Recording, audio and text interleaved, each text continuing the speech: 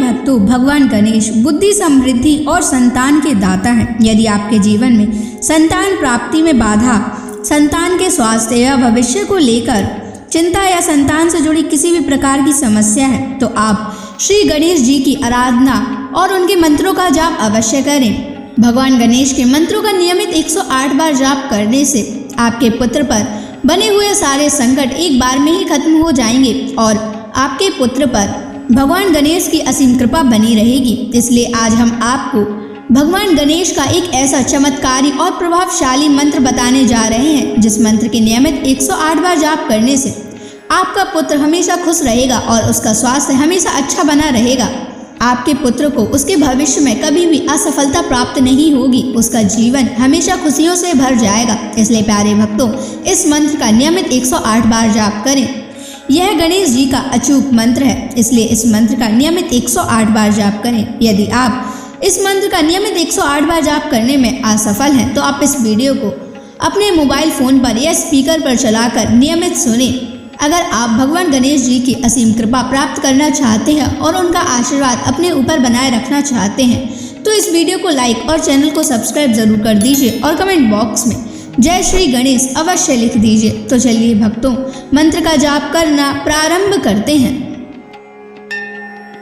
ओम ग्लौम गम गणपतये सर्वदुष्ट ग्रहे बाधा विनाशाय स्वाहा। ओम ग्लौम गम गणपतये सर्वदुष्ट ग्रहे बाधा विनाशाय स्वाहा।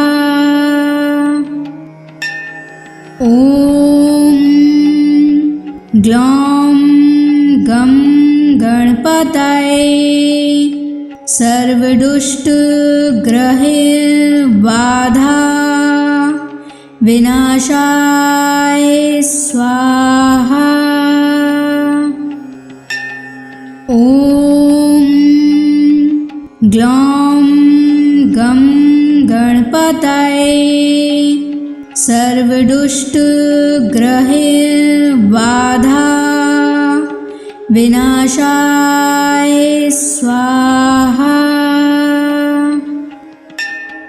ओम ग्लौम गम गणपतये सर्वदुष्ट ग्रहे बाधा विनाशाय स्वाहा। ओम ग्लौम गम गणपतये सर्वदुष्ट ग्रहे बाधा विनाशाय स्वाहा। ओम ग्लौम गम गणपतये सर्वदुष्ट ग्रहे बाधा विनाशाय स्वाहा। ओम ग्लौम गम गणपतये सर्वदुष्ट ग्रहे बाधा विनाशाय स्वाहा।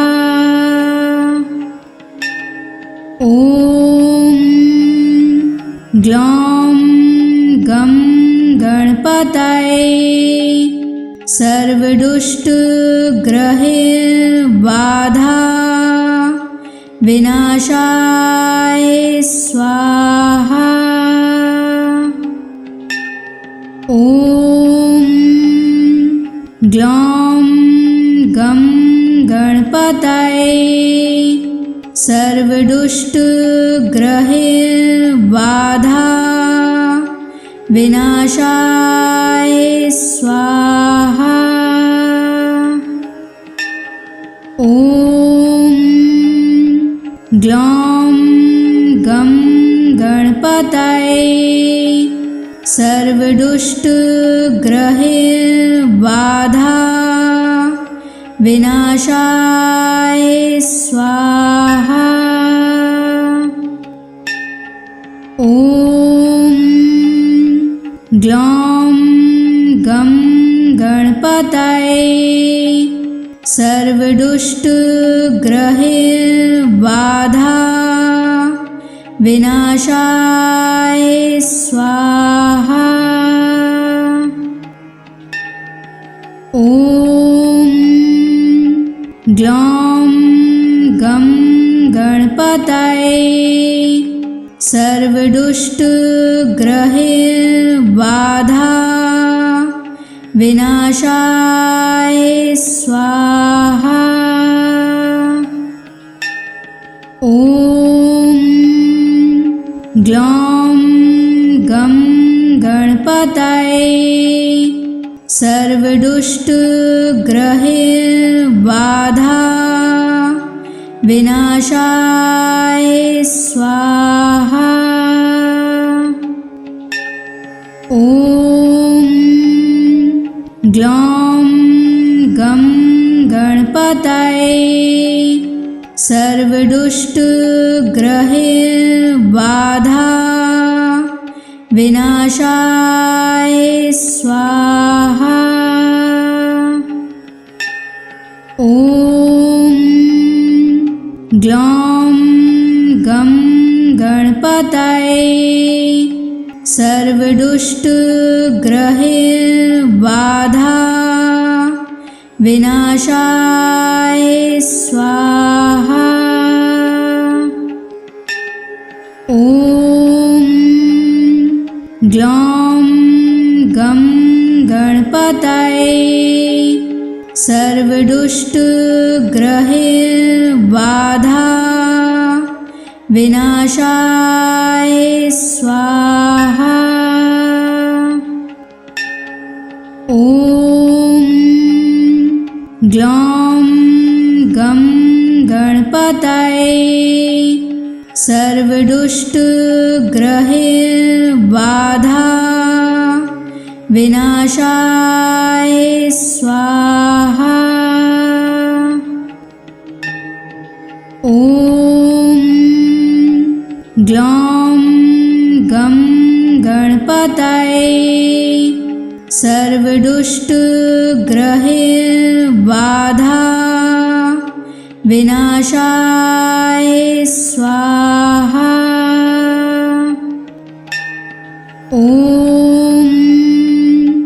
ग्लौं गं गणपतये सर्वदुष्टग्रहबाधा विनाशाय स्वाहा। ॐ ग्लौं गं गणपतये सर्वदुष्टग्रहबाधा विनाशाय स्वाहा। ॐ ग्लौं गं गणपतये सर्वदुष्टग्रहबाधा विनाशाय स्वाहा। ॐ ग्लौं गं गणपतये सर्वदुष्टग्रहबाधा विनाशाय स्वाहा। ॐ ग्लौं गं गणपतये सर्वदुष्टग्रहबाधा विनाशाय स्वाहा। ॐ ग्लौं गं गणपतये सर्वदुष्टग्रहैर्बाधा विनाशाय स्वाहा। ॐ ग्लौं गं गणपतये सर्वदुष्टग्रहैर्बाधा विनाशाय स्वाहा। ॐ ग्लौं गं गणपतये सर्वदुष्टग्रहैर्बाधा विनाशाय स्वाहा। ॐ ग्लौं गं गणपतये सर्वदुष्टग्रहैर्बाधा विनाशाय स्वाहा। ॐ ग्लौं गं गणपतये सर्वदुष्टग्रहैर्बाधा विनाशाय स्वाहा। ॐ ग्लौं गं गणपतये सर्वदुष्टग्रहैर्बाधा विनाशाय स्वाहा। ॐ ग्लौं गं गणपतये सर्वदुष्टग्रहैर्बाधा विनाशाय स्वाहा। ॐ ग्लौं गं गणपतये सर्वदुष्टग्रहैर्बाधा विनाशाय स्वाहा। ॐ ग्लौं गं गणपतये सर्वदुष्टग्रहैर्बाधा विनाशाय स्वाहा। ॐ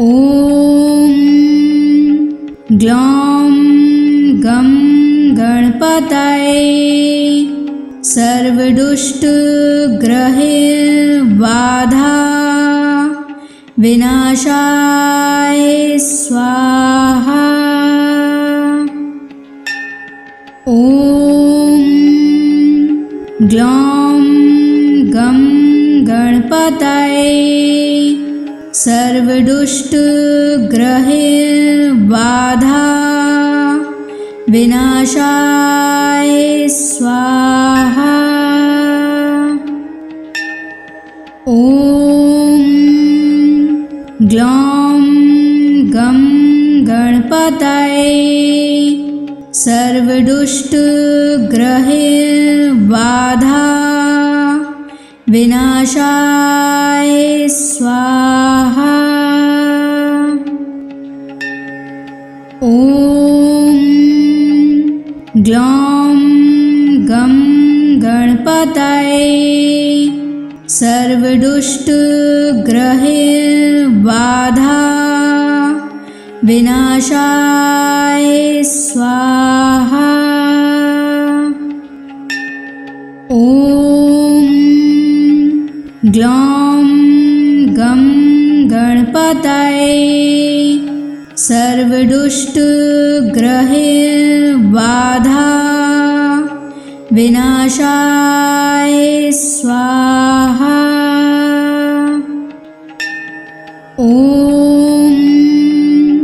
ग्लौं गं गणपतये सर्वदुष्टग्रहैर्बाधा विनाशाय स्वाहा। ॐ ग्लौं गं गणपतये सर्वदुष्टग्रहबाधा विनाशाय स्वाहा। ॐ ग्लौं गं गणपतये सर्वदुष्टग्रहबाधा विनाशाय स्वाहा। ॐ ग्लौं गं गणपतये सर्वदुष्टग्रहबाधा विनाशाय स्वाहा। ॐ ग्लौं गं गणपतये सर्वदुष्टग्रहबाधा विनाशाय स्वाहा। ॐ ग्लौं गं गणपतये सर्वदुष्टग्रहबाधा विनाशाय स्वाहा। ॐ ग्लौं गं गणपतये सर्वदुष्टग्रहबाधा विनाशाय स्वाहा। ॐ ग्लौं गं गणपतये सर्वदुष्टग्रहबाधा विनाशाय स्वाहा। ॐ ग्लौं गं गणपतये सर्वदुष्टग्रहबाधा विनाशाय स्वाहा। ॐ ग्लौं गं गणपतये सर्वदुष्टग्रहबाधा विनाशाय स्वाहा। ॐ ग्लौं गं गणपतये सर्वदुष्टग्रहबाधा विनाशाय स्वाहा। ॐ ग्लौं गं गणपतये सर्वदुष्टग्रहबाधा विनाशाय स्वाहा। ॐ ग्लौं गं गणपतये सर्वदुष्टग्रहबाधा विनाशाय स्वाहा। ॐ ग्लौं गं गणपतये सर्वदुष्टग्रहबाधा विनाशाय स्वाहा। ॐ ग्लौं गं गणपतये सर्वदुष्टग्रहबाधा विनाशाय स्वाहा। ॐ ग्लौं गं गणपतये सर्वदुष्टग्रहबाधा विनाशाय स्वाहा। ॐ ग्लौं गं गणपतये सर्वदुष्टग्रहबाधा विनाशाय स्वाहा। ॐ ग्लौं गं गणपतये सर्वदुष्टग्रहबाधा विनाशाय स्वाहा। ॐ ग्लौं गं गणपतये सर्वदुष्टग्रहबाधा विनाशाय स्वाहा। ॐ ग्लौं गं गणपतये सर्वदुष्टग्रहबाधा विनाशाय स्वाहा। ॐ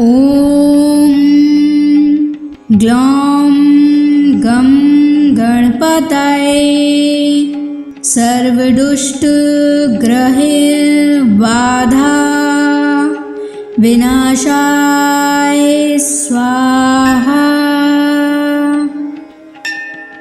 ॐ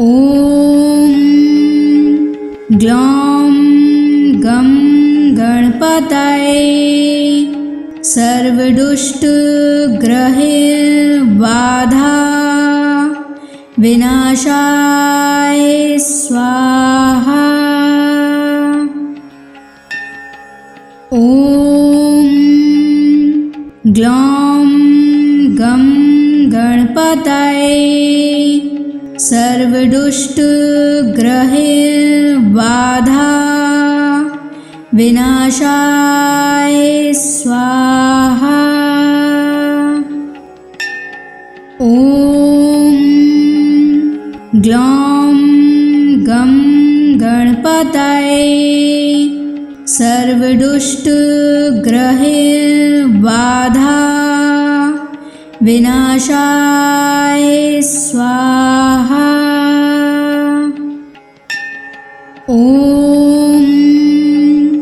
ग्लौं गं गणपतये सर्वदुष्टग्रहबाधा विनाशाय स्वाहा। ॐ ग्लौं गं गणपतये सर्वदुष्टग्रहबाधा विनाशाय स्वाहा। ॐ ग्लौं गं गणपतये सर्वदुष्टग्रहबाधा विनाशाय स्वाहा। ॐ ग्लौं गं गणपतये सर्वदुष्टग्रहबाधा विनाशाय स्वाहा। ॐ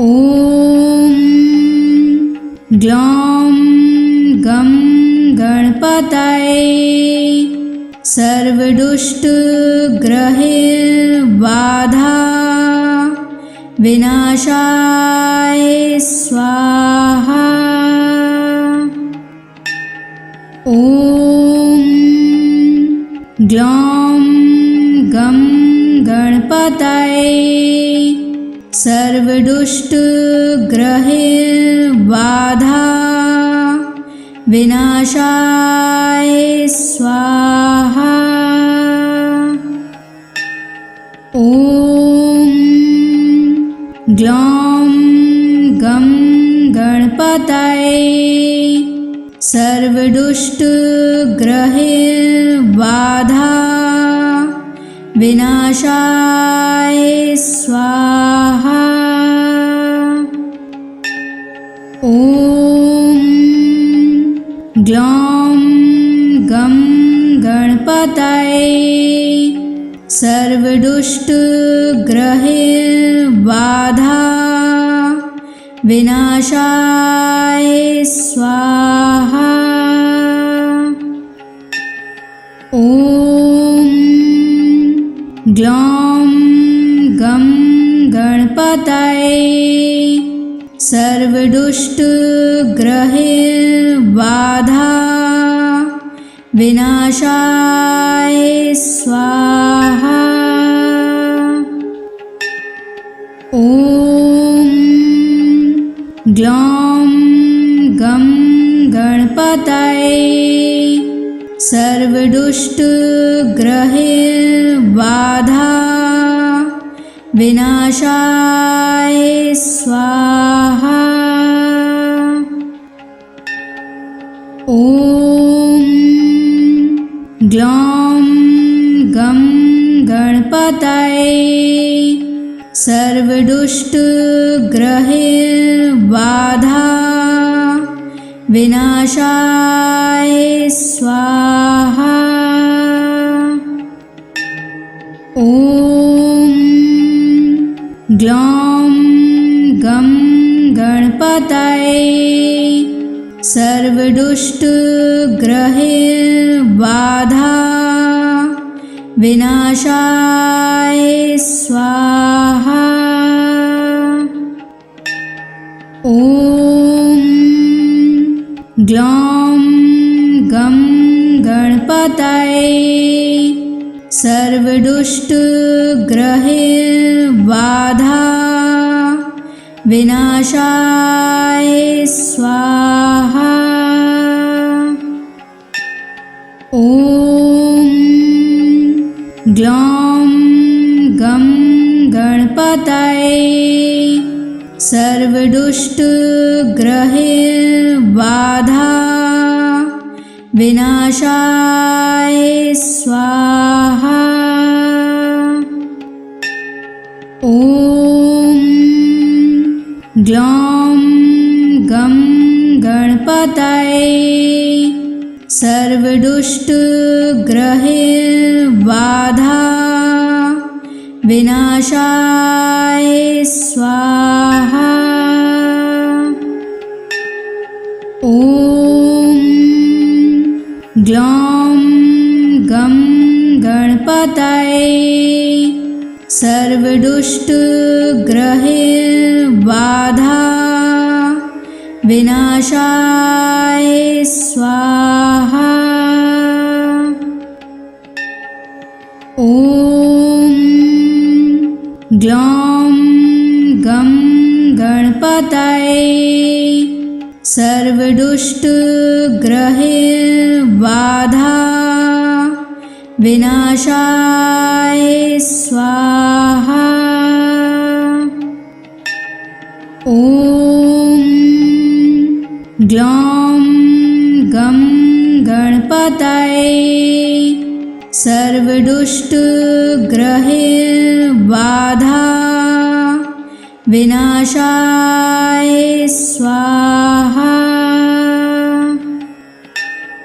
ॐ ग्लौं गं गणपतये सर्वदुष्टग्रहैर्बाधा विनाशाय स्वाहा। ॐ ग्लौं गं गणपतये सर्वदुष्टग्रहैर्बाधा विनाशाय स्वाहा।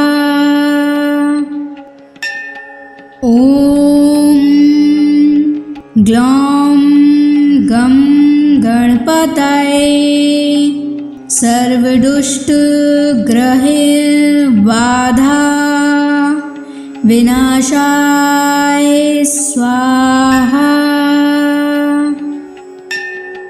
ॐ ग्लौं गं गणपतये सर्वदुष्टग्रहबाधा विनाशाय स्वाहा। ॐ ग्लौं गं गणपतये सर्वदुष्टग्रहबाधा विनाशाय स्वाहा। ॐ ग्लौं गं गणपतये सर्वदुष्टग्रहबाधा विनाशाय स्वाहा। ॐ ग्लौं गं गणपतये सर्वदुष्टग्रहबाधा विनाशाय स्वाहा। ॐ ग्लौं गं गणपतये सर्वदुष्टग्रहबाधा विनाशाय स्वाहा। ॐ ग्लौं गं गणपतये सर्वदुष्टग्रहबाधा विनाशाय स्वाहा। ॐ ग्लौं गं गणपतये सर्वदुष्टग्रहबाधा विनाशाय स्वाहा। ॐ ग्लौं गं गणपतये सर्वदुष्टग्रहबाधा विनाशाय स्वाहा। ॐ ग्लौं गं गणपतये सर्वदुष्टग्रहबाधा विनाशाय स्वाहा। ॐ ग्लौं गं गणपतये सर्वदुष्टग्रहबाधा विनाशाय स्वाहा। ॐ ग्लौं गं गणपतये सर्वदुष्टग्रहबाधा विनाशाय स्वाहा। ॐ ग्लौं गं गणपतये सर्वदुष्टग्रहबाधा विनाशाय स्वाहा। ॐ ग्लौं गं गणपतये सर्वदुष्टग्रहबाधा विनाशाय स्वाहा। ॐ ग्लौं गं गणपतये सर्वदुष्टग्रहैर्बाधा विनाशाय स्वाहा। ॐ ग्लौं गं गणपतये सर्वदुष्टग्रहैर्बाधा विनाशाय स्वाहा। ॐ ग्लौं गं गणपतये सर्वदुष्टग्रहैर्बाधा विनाशाय स्वाहा। ॐ ग्लौं गं गणपतये सर्वदुष्टग्रहैर्बाधा विनाशाय स्वाहा। ॐ ग्लौं गं गणपतये सर्वदुष्टग्रहैर्बाधा विनाशाय स्वाहा। ॐ ग्लौं गं गणपतये सर्वदुष्टग्रहैर्बाधा विनाशाय स्वाहा। ॐ ग्लौं गं गणपतये सर्वदुष्टग्रहैर्बाधा विनाशाय स्वाहा। ॐ ग्लौं गं गणपतये सर्वदुष्टग्रहैर्बाधा विनाशाय स्वाहा। ॐ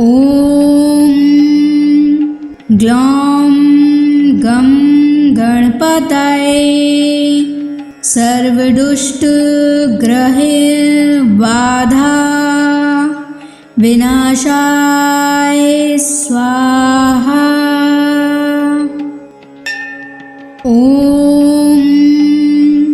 ग्लौं गं गणपतये सर्वदुष्टग्रहैर्बाधा विनाशाय स्वाहा।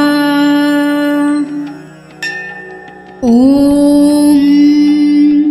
ग्लौं गं गणपतये सर्वदुष्टग्रहैर्बाधा विनाशाय स्वाहा।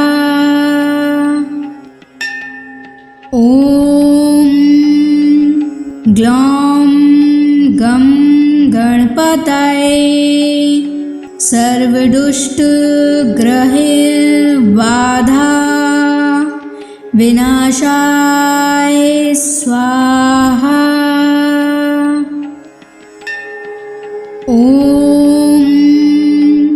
ग्लौं गं गणपतये सर्वदुष्टग्रहैर्बाधा विनाशाय स्वाहा। ॐ ग्लौं गं गणपतये सर्वदुष्टग्रहैर्बाधा विनाशाय स्वाहा। ॐ ग्लौं गं गणपतये सर्वदुष्टग्रहैर्बाधा विनाशाय स्वाहा।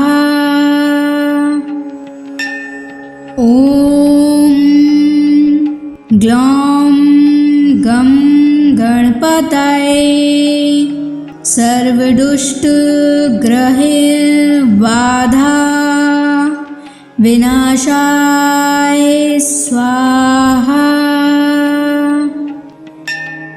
ॐ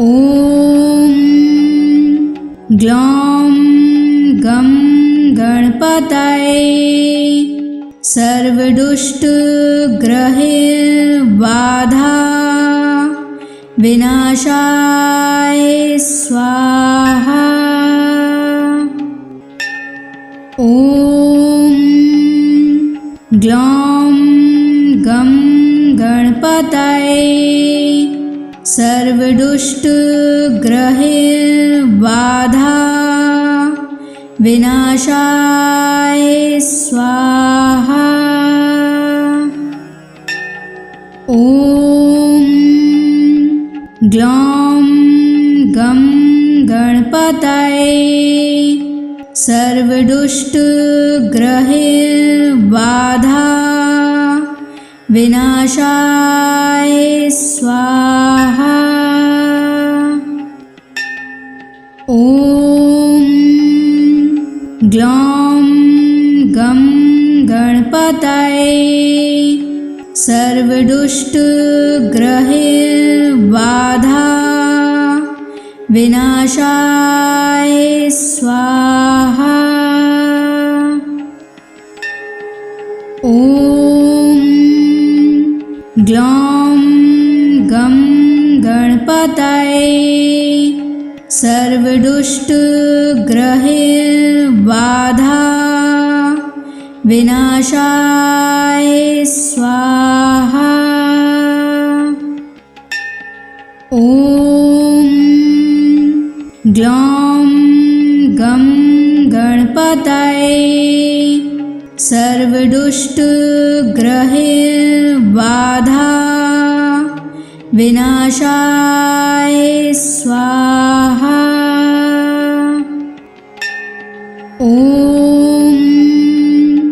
ग्लौं गं गणपतये सर्वदुष्टग्रहबाधा विनाशाय स्वाहा। ॐ ग्लौं गं गणपतये सर्वदुष्टग्रहबाधा विनाशाय स्वाहा। ॐ ग्लौं गं गणपतये सर्वदुष्टग्रहबाधा विनाशाय स्वाहा। ॐ ग्लौं गं गणपतये सर्वदुष्टग्रहबाधा विनाशाय स्वाहा। ॐ ग्लौं गं गणपतये सर्वदुष्टग्रहबाधा विनाशाय स्वाहा। ॐ ग्लौं गं गणपतये सर्वदुष्टग्रहबाधा विनाशाय स्वाहा। ॐ ग्लौं गं गणपतये सर्वदुष्टग्रहबाधा विनाशाय स्वाहा। ॐ ग्लौं गं गणपतये सर्वदुष्टग्रहबाधा बाधा विनाशाय स्वाहा। ॐ ग्लौं गं गणपतये सर्वदुष्टग्रहबाधा विनाशाय स्वाहा। ॐ ग्लौं गं गणपतये सर्वदुष्टग्रहबाधा विनाशाय स्वाहा। ॐ ग्लौं गं गणपतये सर्वदुष्टग्रहबाधा विनाशाय स्वाहा। ॐ ग्लौं गं गणपतये सर्वदुष्टग्रहबाधा विनाशाय स्वाहा। ॐ ग्लौं गं गणपतये सर्वदुष्टग्रहबाधा विनाशाय स्वाहा। ॐ ग्लौं गं गणपतये सर्वदुष्टग्रहबाधा विनाशाय स्वाहा। ॐ ग्लौं गं गणपतये सर्वदुष्टग्रहबाधा विनाशाय स्वाहा। ॐ ग्लौं गं गणपतये सर्वदुष्टग्रहबाधा विनाशाय स्वाहा। ॐ ग्लौं गं गणपतये सर्वदुष्टग्रहबाधा विनाशाय स्वाहा। ॐ ग्लौं गं गणपतये सर्वदुष्टग्रहबाधा विनाशाय स्वाहा। ॐ ग्लौं गं गणपतये सर्वदुष्टग्रहबाधा विनाशाय स्वाहा। ॐ ग्लौं गं गणपतये सर्वदुष्टग्रहबाधा विनाशाय स्वाहा। ॐ ग्लौं गं गणपतये सर्वदुष्टग्रहबाधा विनाशाय स्वाहा। ॐ ग्लौं गं गणपतये सर्वदुष्टग्रहबाधा विनाशाय स्वाहा। ॐ ग्लौं गं गणपतये सर्वदुष्टग्रहबाधा विनाशाय स्वाहा। ॐ ग्लौं गं गणपतये सर्वदुष्टग्रहबाधा विनाशाय स्वाहा। ॐ ग्लौं गं गणपतये सर्वदुष्टग्रहबाधा विनाशाय स्वाहा। ॐ ग्लौं गं गणपतये सर्वदुष्टग्रहबाधा विनाशाय स्वाहा। ॐ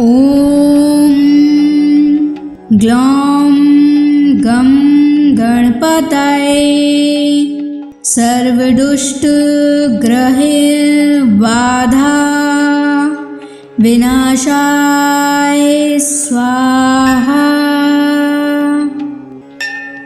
ॐ ग्लौं गं गणपतये सर्वदुष्टग्रहबाधा विनाशाय स्वाहा। ॐ ग्लौं गं गणपतये सर्वदुष्टग्रहबाधा विनाशाय स्वाहा। ॐ ग्लौं गं गणपतये सर्वदुष्टग्रहबाधा विनाशाय स्वाहा। ॐ ग्लौं गं गणपतये सर्वदुष्टग्रहबाधा विनाशाय स्वाहा। ॐ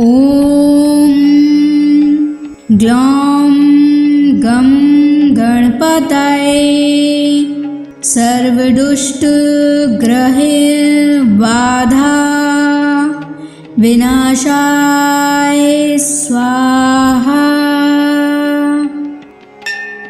ॐ ग्लौं गं गणपतये सर्वदुष्टग्रहबाधा विनाशाय स्वाहा। ॐ